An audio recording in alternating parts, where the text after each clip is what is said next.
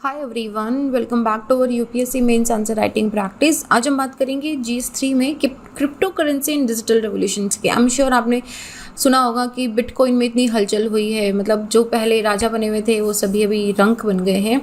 तो ये crypto currency का हम आज पॉजिटिव एस्पेक्ट देखेंगे और इंडिया में किस तरीके से रेगुलेशन हो रहा है, plus how can it help in digital revolutions, इन सब के बारे में बात करेंगे। देखो, क्वेश्चन बहुत ही सिंपल सा है। Crypto currency will lead the next phase of digital revolutions, India must not miss the bus. पहले तो ये स्टेटमेंट देखो कि India must not miss the bus का मतलब क्या है। आप देखो कि इंडिया के अंदर ना बहुत मतलब पहले तो आरबीआई ने बैन लगा के रखा था, राइट। उसके बाद में किसी भी तरह का रेगुलेशन अभी तक है नहीं क्रिप्टो करेंसी पे। हालांकि क्रिप्टो करेंसी पे बहुत ही ज़्यादा डिसेंट्रलाइज्ड है और रेगुलेशन कहीं पे बहुत रेयरली कंट्रीज़ में कहीं कहीं रेगुलेशन दिखता है, चाइना जैसी कंट्रीज़ में। Otherwise you don't see generally regulations on crypto currency. लेकिन crypto currency has the power to revolutionise the digital revolution too, मतलब अब जैसे अभी मैं आपको बताऊंगी कि क्रिप्टो करेंसी जिस टेक्निक पे बेस्ड है वो क्या है, किस तरीके से क्रिप्टो करेंसी वर्क करती है, how it can revolutionise the digitalisation of India. देखो, direct level jump to the content. पहले देखो क्रिप्टो करेंसी होता क्या है। 2008 के अंदर सतोशी नाकामोटो थे। इन्होंने मतलब ऐसे मानो कि उसको क्या बोलते हैं, डेटा माइनिंग। हाँ, उन्होंने डेटा माइनिंग स्टार्ट करा और उन्होंने बिटकॉइन दिया। 2008 में किसी को पता नहीं था बिटकॉइन क्या होता है। जिन्होंने तब बिटकॉइन खरीद लिया था वो आज करोड़पति अरबपति हैं ऑलमोस्ट। लेकिन उसके बाद में धीरे धीरे जिस तरीके से माइंस होती रही, there is a limited bitcoins. उनको माइन करने के लिए आपको मैथमेटिकल एल्गोरिदम से नॉन लगानी पड़ती है, एंड देन यू माइन। तो ये जो क्रिप्टो करेंसी है, it is an application of bitcoin, नहीं सॉरी, क्रिप्टो करेंसी जो है ये एक एप्लीकेशन है ब्लॉकचेन टेक्नोलॉजी का। तो बिटकॉइन क्रिप्टो करेंसी का एक पॉपुलर नाम आप बोल सकते हो। उसके अलावा और भी है, जैसे कि इथीरियम एक है। तो आप इसे क्रिप्टो करेंसी बोलो, क्रिप्टो बोलो, ये एक डिजिटल एसेट है। ये आपको, जैसे हम लोग पैसे एक्सचेंज करते हैं, जैसे उसमें फिजिकल कैश होता है, राइट, हम एटीएम में जाते हैं कैश विड्रॉ करते हैं। बिटकॉइन में, क्रिप्टो करेंसी में कोई फिजिकल कैश नहीं होता, इट्स ऑल डिजिटल। मतलब जैसे लोग बोलते हैं कि मेरे पास इतने बिटकॉइन है, तो उनके पास एक्चुअल में नहीं है। उनके पास एक ऐसा एल्गोरिदम है, उनके पास एक ऐसा डेटा बैंक है जिसके अंदर ये पर्टिकुलर इतने बिटकॉइंस उनके पास है। They can not take it in hand, they can sell it to somebody. Online वो किसी को सेल कर सकते हैं, लेकिन वो किसी को हाथ में से निकाल के दे नहीं सकते हैं। तो ये एक डिजिटल एसेट है जो as a medium of exchange work करता है, जहाँ पे जो इंडिविजुअल्स है, जैसे मैं और आप है, अगर हमको मान लीजिए कोई एक्सचेंज करना है, या मैंने आपसे कोई चीज़ खरीदी, आपने मुझे बोला कि इतने बिटकॉइन दे दो। तो जैसे हमारे रुपये में होता है कि 1000 रुपये, 500 रुपये, 100 रुपये छोटे हो गए तो हमने 10 रुपये दे दिए। पहले तो चवन्नी अट्ठन्नी भी चलती थी। तो इस तरीके से बिटकॉइन के अंदर भी like in points of the figures it work. तो ये इसमें क्या करता है कि जब दो लोगों के बीच में इंटरैक्शन हो रहा है या ट्रांजेक्शन हो रहा है, आई मस्ट से, जब ट्रांजेक्शन होता है तो उस ट्रांजेक्शन का डेटा रिकॉर्ड होता है। किसने ट्रांजेक्ट करा, कितने टाइम पे, किस डेट पे ट्रांजेक्ट करा और क्या ट्रांजेक्ट करा, ये सारी इन्फॉर्मेशन उस लेजर के अंदर रिकॉर्ड होती है। और ये सारा कंप्यूटराइज्ड डेटाबेस होता है। स्ट्रॉन्ग क्रिप्टोग्राफी होती है टू सिक्योर ट्रांजेक्शन्स। और एक बार अगर आपने कुछ ऐड कर दिया उस ब्लॉक के अंदर तो फिर वो रिमूव नहीं होता है। मतलब कि इसीलिए इसको बोलते हैं कि बहुत ट्रांसपेरेंट है, आप इसको मॉडिफाई नहीं कर सकते हो। और ये देखो, क्रिप्टो करेंसी जो है ये डिजिटल मनी है, ठीक है। ये peer to peer internet protocol, मतलब इसके अंदर जैसे सब लोग हैं आपस में ना ऐसे जुड़े हुए हैं। तो इसका मतलब है कि अगर किसी एक ने भी छेड़खानी करने की कोशिश करी तो वो सबको पता चल जाएगा और वो वहाँ पे छेड़खानी हो नहीं पाती। तो इसीलिए इसको बहुत सिक्योर बोलते हैं। और ये ना एक इनक्रिप्टेड स्ट्रिंग ऑफ डेटा होती है। और आप ऐसे बोल लो कि इसमें हैश लगता है, ऐसे एक पीछे एक ब्लॉक लगता है जिसको हम हैश बोलते हैं। और ये हर एक यूनिट को एक इनकोड करके उसके अंदर स्टोर करती है। तो इसमें डिफरेंट होते हैं, जैसे बिटकॉइन हो गया, इथीरियम हो गया, XRP हो गया, लाइट कॉइन हो गया, मोनेरो हो गया, सिया हो गया, डोजर कॉइन। जब से एलॉन मस्क ने डोजर कॉइन का बोला है, dozer coin is like sky rocketed, ठीक है। ZKS हो गया, रिपल हो गया। बिटकॉइन तो एकदम ही फॉल हो गया सडनली, मतलब एकदम ऑलमोस्ट डिप पे ही चला गया था। तो अभी ट्रांजेक्शन कैसे होता है, अब इफ़ यू अंडरस्टैंड कि how the transaction is happening, it will be easier to understand कि मैं क्यों बात कर रही हूँ कि डिजिटल रिवोल्यूशन के लिए इतना इंपॉर्टेंट है। देखो, understand it just like one two way. जैसे आप और मेरे बीच में ये चीज़ आप समझो कि हम दोनों के बीच में कोई ट्रांजेक्शन करना है। जैसे मैंने आपको रिक्वेस्ट करा कि मेरे को 1000 रुपये चाहिए, तो मैंने आपको रिक्वेस्ट करा, आपने क्या बोला कि ठीक है मैं बिटकॉइन में दूंगा।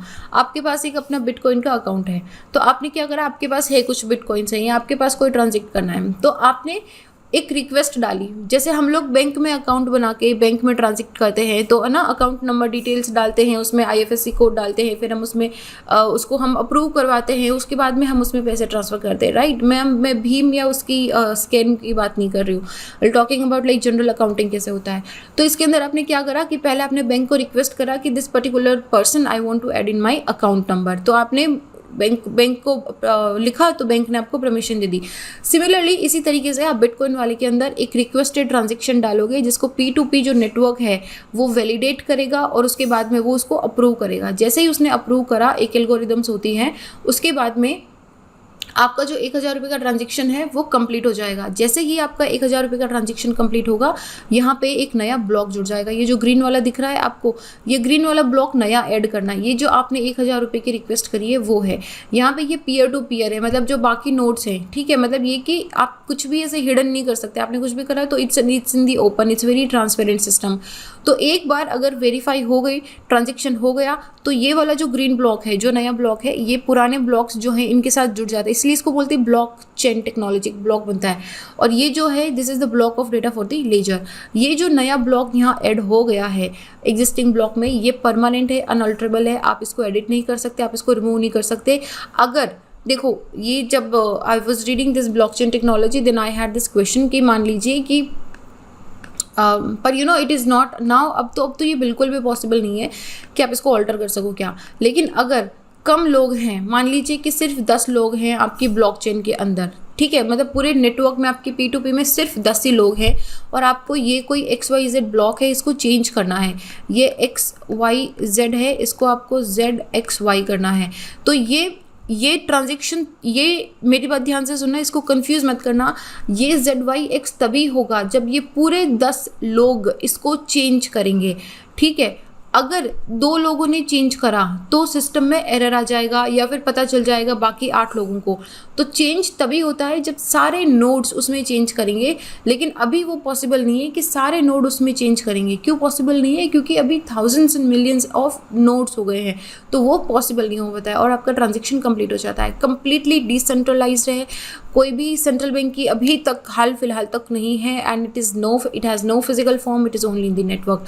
नाउ कम टू की सिग्निफिकेंस क्या है। सबसे पहले तो करप्शन चेक होता है, क्योंकि जब पीयर टू पीयर नेटवर्क में जब आपको 1000 रुपये ट्रांसफर करने थे, आपने क्या करा, आपने उस नोड के अंदर रिक्वेस्ट भेजा, तो वो क्या हो रही है, वो जो रिक्वेस्ट भेजी है आपने, जो मुझे पैसे ट्रांसफर करे हैं, it is directly adding a very transparent block into that. और जब ये बहुत ट्रांसपेरेंट ब्लॉक इसमें ऐड कर देगा तो कितना फ्लो ऑफ फंड हुआ है, कितना ट्रांजेक्शन हुआ है, गवर्नमेंट के पास कितना इलेक्शन में डोनेशन आया है, कितना उन्होंने स्कीम्स में पैसा दिया है, किसी के अकाउंट में कितना पैसा आया, ये सारी चीज़ें ट्रैक होगी। टाइम इफेक्टिव क्रिप्टो करेंसी, आप it can save money and it can save substantial amount of time also. Remitter and receiver का आपने क्लिक करा, मेरे को मिल गया, और it is safe and secure and very transparent also. तो ये इंटरनेट टू इंटरनेट होता है, मतलब मैकेनिज्म जो है वो इट्स मतलब ये वाला थोड़ा ऑनलाइन, जैसे अपना ऑनलाइन सिस्टम होता है, जैसे ऑनलाइन ट्रांजेक्शन करते हैं, उसका मोर है। Then cost effective also. अच्छा, जब हम IRCTC से टिकट बुक करते हैं या फिर आप देखोगे कि जनरली जब भी आप कोई सर्विस लेने के लिए, जब आप कोई प्लेटफॉर्म यूज़ करते हो, तो वो प्लेटफॉर्म हमेशा एक परसेंटेज ऑफ फीस आपसे लेता है, राइट। जैसे कि आप जैसे IRCTC से करते हैं तो हमेशा 10 रुपये 25 रुपये एक्स्ट्रा लगते हैं कि अगर आप भीम UPI यूज़ करते हो तो इतना लगेगा, अगर आप ऑनलाइन बैंकिंग से करते हो तो इतना % एक्स्ट्रा लगेगा। तो वो जो एक्स्ट्रा पैसे हैं ये पेमेंट गेटवे वाले ले लेते हैं। तो अगर हम इस तरह की ब्लॉकचेन टेक्नोलॉजी लेके आते हैं तो ये जो गेटवे वाले हैं, जो हर साल लगभग 100 ट्रिलियन में चले जाते हैं पैसे, ये आप ये सोचो ना कि अगर सिर्फ एक इंसान से वो 10 या 25 रुपये ले रहे हैं तो इतने करोड़ एंड मिलियन इंसानों से कितने लेंगे, तो फिर वो कितना हो जाएगा साल भर में। This will be around 100 trillion for their fee services. तो एक वो कॉस्ट इफेक्टिवनेस कम हो जाएगी, इसकी कॉस्ट इफेक्टिव हो जाएगा। आई मीन टू से इंटीग्रेटेड ब्लॉकचेन टेक्नोलॉजी ऐसे सेक्टर्स के अंदर it can save hundreds of billions in dollar. India के अंदर क्या सिचुएशन है, 2008 में RBI ने एक सर्क्यूलर इशू करा था कि जितने भी बैंक्स हैं कोई भी क्रिप्टो करेंसी के अंदर डील नहीं करेगा, कंप्लीटली प्रिवेंट कर दिया था। उसके बाद अभी मई 2020 में सुप्रीम कोर्ट ने उसको अनकॉन्स्टिट्यूशनल बोल दिया। तो उसके बाद में गवर्नमेंट एक बिल लेके आई crypto currency and regulation of official digital currency 2021, इसके अंदर क्या बोला उन्होंने कि अभी तक बिल है, ये एक्ट नहीं बना है, इसमें बोला है कि हम एक सॉवरेन डिजिटल करेंसी जो है उसको लेके आएंगे, जो साइमल्टेनियसली जितनी भी प्राइवेट करेंसीज हैं उन सबको मना कर देंगे। मतलब कि हमारी एक नेशनलाइज्ड क्रिप्टो करेंसी लेके आएंगे, जो जैसे कि भीम ऐप बनाया, तो भीम ऐप ने क्या करा कि जितने भी डिजिटल प्राइवेट प्लेयर्स थे उनको हटाया नहीं, उनको कभी बैन नहीं करा। लेकिन क्रिप्टो करेंसी के अंदर जब इंडिया की क्रिप्टो करेंसी, मान लीजिए कि उसका नाम रुपए ही होगा, जब वो आ जाएगी तो बाकी जितनी भी प्राइवेट क्रिप्टो करेंसीज हैं, जैसे कि इथीरियम हो गया, डॉजकॉइन हो गया, बिटकॉइन हो गया, इन सबको बैन कर दिया जाएगा। इंडिया के अंदर the funds have been gone into the Indian blockchain system अभी, लेकिन बहुत ज़्यादा नहीं है, सिर्फ 0.2%, लेस देन 0.2% है। तो अभी दिस इज अ सेक्टर जिसमें बहुत ज़्यादा पोटेंशियल है, बहुत ज़्यादा बूम है, और हमने अभी तक उसमें कुछ करा नहीं है। The current approach towards crypto currency, इसका मतलब आप इसको अवॉइड नहीं कर सकते। It has economic benefits, many of the people, जितने भी बड़े इंडस्ट्रियलिस्ट बिजनेसमैन है, they all are looking forward कि crypto currency is the new India, crypto currency is the new revolution. So ऐसे के अंदर the current approach should be कि rather than banning कि हम लोग क्रिप्टो करेंसी को यूज़ नहीं कर सकते, मतलब इट इज़ मोर इम्पॉर्टेंट कि उसको रेगुलेट करा जाए, ताकि इट इज़ नियरली इम्पॉसिबल कि जो ब्लॉकचेन एंटरप्रेन्योर्स हैं उनको आप कम्प्लीटली रोक दो क्या, या फिर जो इन्वेस्ट करे, जो इकोनॉमिक बेनिफिट्स लेके आ रहे हैं, तो मतलब वो तो बात सही भी नहीं होगी ना। तो रेगुलेशन की ज़रूरत है। रेगुलेशन की ज़रूरत क्यों है? क्योंकि क्रिप्टो करेंसी समथिंग विच ऐसे तो मिसयूज़ नहीं हो सकती है, लेकिन देखो जहाँ पे भी मनी इन्वॉल्व होती है, जहाँ पे भी फाइनेंसेस इन्वॉल्व होते हैं, वहाँ पे इट इज़ वेरी इंपॉर्टेंट कि रेगुलेट हो। हर्षद मेहता का स्कीम याद करो, अगर जब से सेबी के रेगुलेशंस आए तब से मार्केट में अप एंड डाउन, मतलब होता है ना कि एक सडन डिप हो गया, कि जैसे ग्लोबल फाइनेंस क्राइसिस हो गया, फाइनेंस क्राइसिस टाइप सिचुएशन हो गई, वैसे नहीं आ रही, क्योंकि it is regulating it is keeping a watch in it. तो एटलीस्ट वो वॉच ज़रूरी है, क्योंकि इसके अंदर भी क्या हो रहा है कि लोग ऑनलाइन परचेज कर रहे हैं, सेल कर रहे हैं, ताकि जो मार्केट वॉलेटिलिटी है वो मिनिमम रहे और पॉसिबल स्कीम्स ना हो। रेगुलेशन जो है it has to be very clear, transparent and coherent, और इट इज़ एनिमेटेड बाय ये विजन कि ये क्या अचीव करना चाह रहा है।